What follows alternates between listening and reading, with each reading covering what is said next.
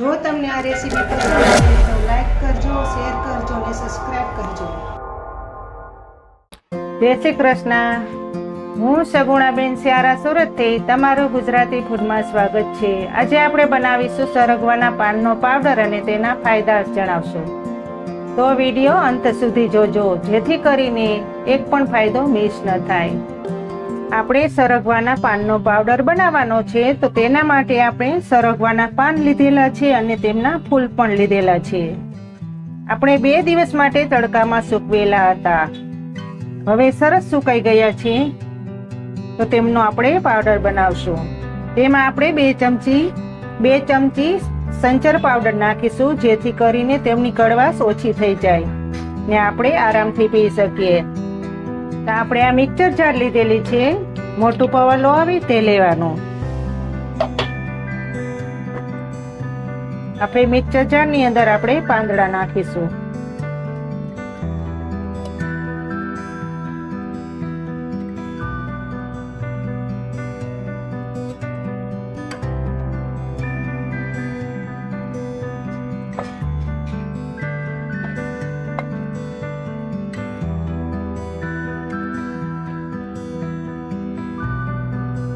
જે 2 ચમચી આપણે સંચર પાવડર લીધેલો છે તે પણ નાખી દેશું. સંચર પાવડર નાખવાથી પાવડરની કડવાશ ઓછી થઈ જાય છે.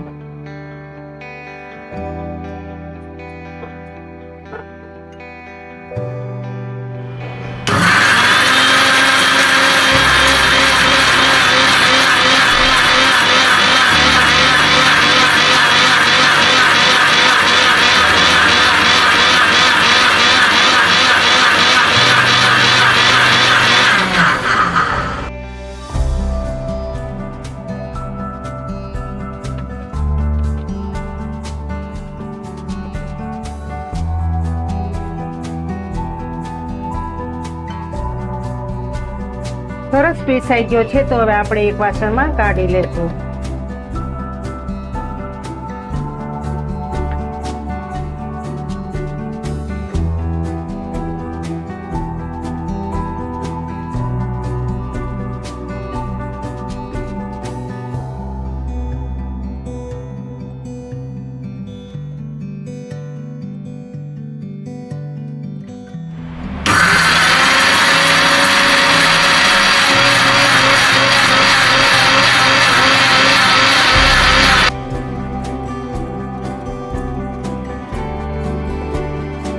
સરસ પાવડર તૈયાર થઈ ગયો છે, તો આપણે એક ચારણીમાં ચારી લેશું, જેથી કરીને વધારાના ડાઠા નીકળી જાય.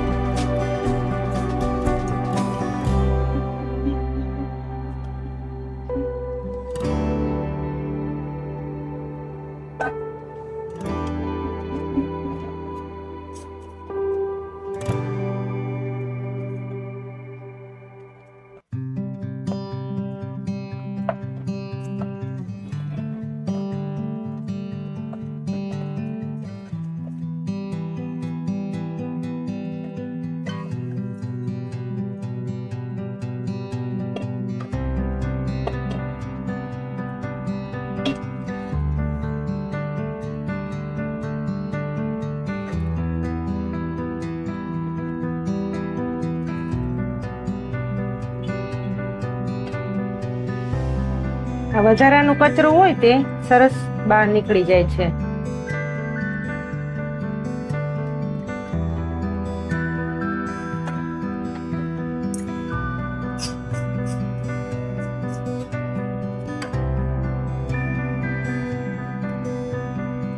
આપણે એક વાટકામાં કાઢી લેશું.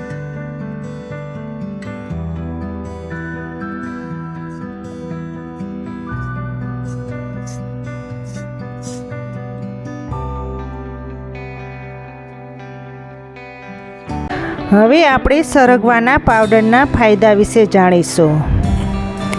પહેલો ફાયદો તો કે રોગ પ્રતિકારક શક્તિ વધારે છે,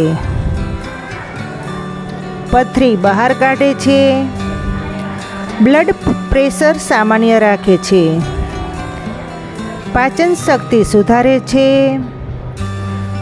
દાંતને પોલાણથી બચાવે છે, પેટના કીડાઓથી છુટકારો મળે છે, પેટની સમસ્યામાં રાહત મળે છે. લીવરને સ્વચ્છ રાખવામાં મદદરૂપ થાય છે. એવા તો અનેક ઘણા ફાયદાઓ છે. માનીએ તો સરગવો સોનું છે, નહીતર કથીર. સરગવો ઘણી જગ્યાએ ખેતરોમાં જોવા મળે છે, પણ આપણે સરગવાનું સેવન નથી કરતા.